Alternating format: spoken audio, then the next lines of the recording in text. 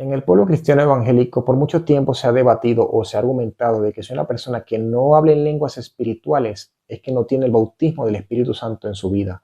O incluso llegan a ser tan radical a tal punto de decir que ni siquiera tiene al Espíritu Santo en su vida.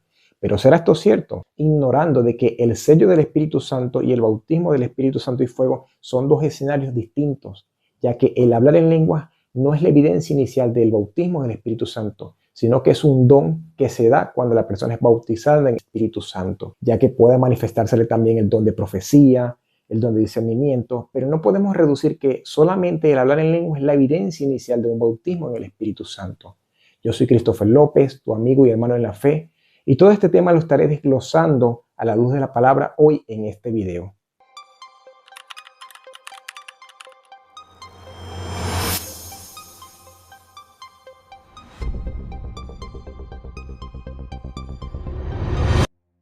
Primero, ¿qué es el sello del Espíritu Santo? Mucha gente confunde el sello con el bautismo, cosas que son muy distintas, ya que el sello es para salvación y el bautismo es para revestir de poder al creyente. Vemos que en el libro de Efesios capítulo 1, precisamente en el verso 3, nos habla de ese sello que se recibe al creer en nuestro Señor Jesucristo.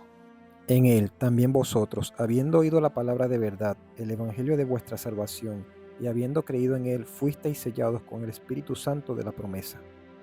¿Y cómo podemos verlo de ejemplo en la vida de los discípulos?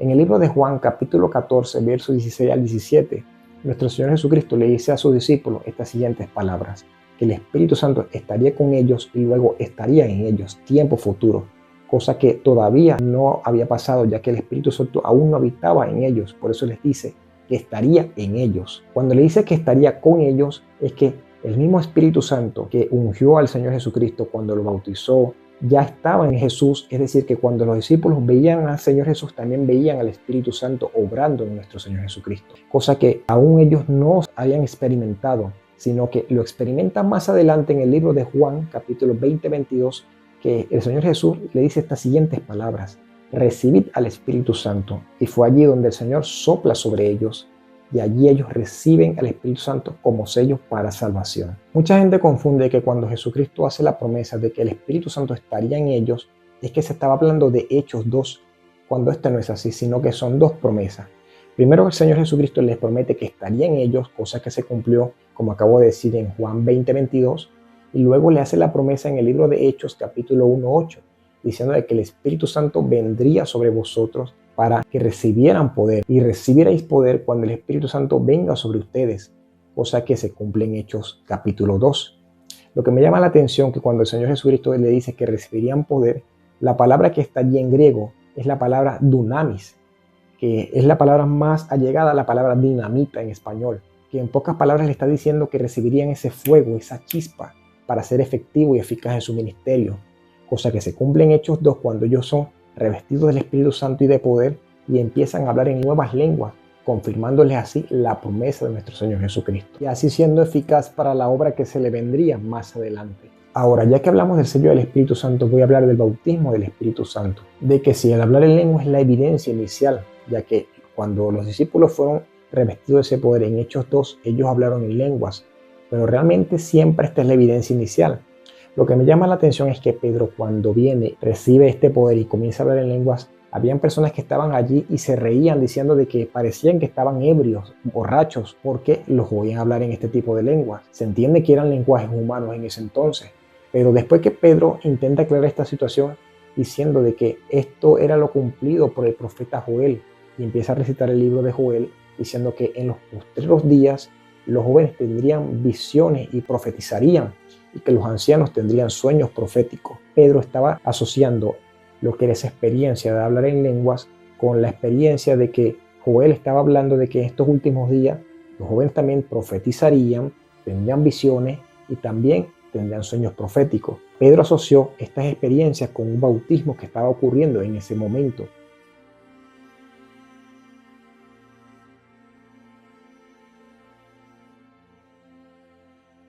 ¿Qué quiere decir esto? Que una persona que también tenga visiones, también que profetice, también que tenga sueños proféticos, pero no hable en lenguas, también está bautizada en el Espíritu Santo, porque Pedro está asociando esta experiencia con estas tres manifestaciones que se relatan en el libro de Joel. También podemos ver en el ejemplo del libro de Hechos, capítulo 19, cuando Pedro le pregunta a los discípulos de Juan que en qué habían sido bautizados, que se habían recibido el Espíritu Santo cuando creyeron.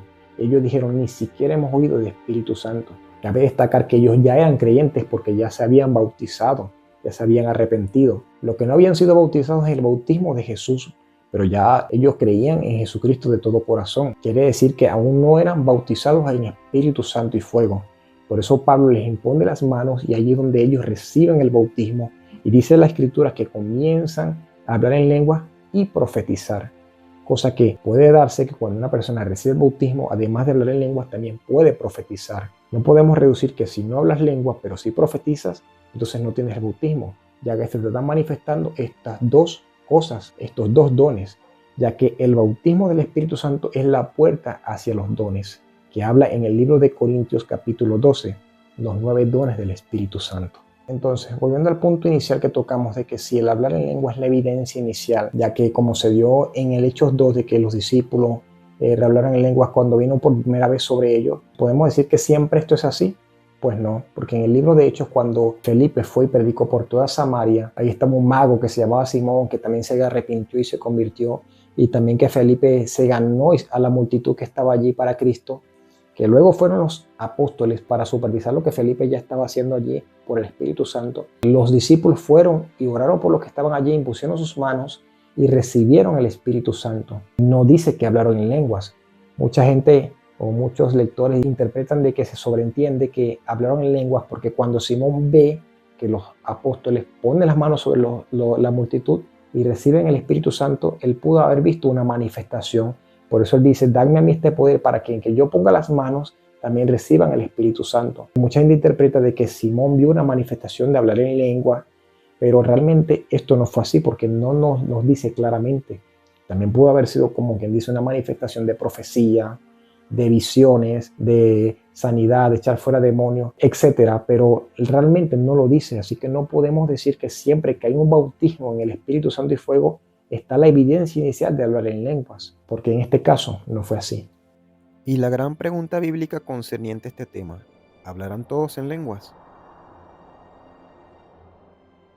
Ahora bien, para concluir todo lo que he hablado en este video, te lo diré cronológicamente. Primero, se recibe el sello del Espíritu Santo para salvación cuando crees en el Señor Jesucristo, como lo dice en el libro de Efesios capítulo 1, verso 13, y también lo confirma Efesios 4:30. 2. Este sello también simultáneamente cuando crees en el Señor Jesucristo recibe el bautismo en el cuerpo de Cristo, acto que ocurre directamente cuando aceptas al Señor Jesucristo, eres sellado y bautizado en el cuerpo de Cristo. Cosa que es muy diferente es bautizado en el Espíritu Santo, porque lo podemos ver y corroborar en el libro de Primera de Corintios, capítulo 12, verso 13, que nos habla del bautismo en el cuerpo de Cristo, cosa que se da cuando eres sellado. Y también eres circuncidado inmediatamente en el corazón.